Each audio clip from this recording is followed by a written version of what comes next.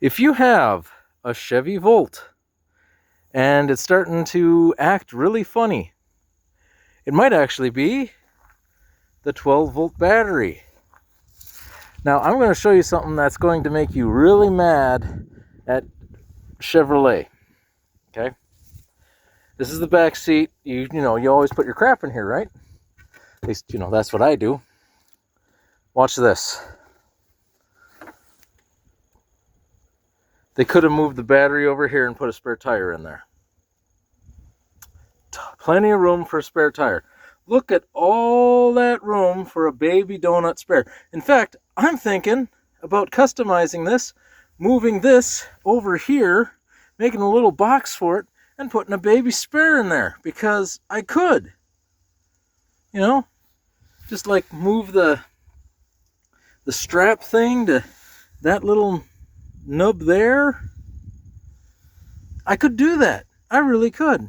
But I digress.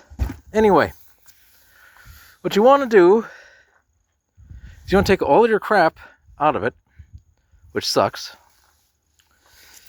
And then there's a hole right here with a 10 millimeter, hole right here with a 10 millimeter, hole right here with a 10 millimeter, and a hole right there with a 10 millimeter. So once you got your crap out and you've lifted this up, undo those, and then you actually have to kind of jostle this around until that clip and that clip come unclipped. And then you can pull that out, and then you loosen this nut here and this nut here, which are on the battery like this. Okay? Loosen those, pull those away, take out this bolt, which was right here. This strap holds it down right where the spare tire should go. And then, voila, you have the battery accessible and you can pull it out. Now, I just tested mine in a very junky way. I took my jump starter and I just, touched it to it, and it said, oh, hey, this is yellow, and then it's red, then yellow, yellow, red, yellow. So that's a bad battery.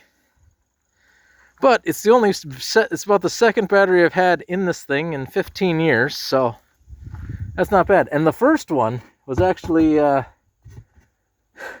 guys who were fixing it for warranty.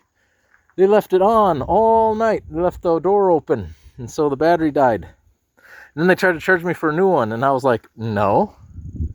This thing was working fine when it got to you, and you took literally 3 months to get it back to me.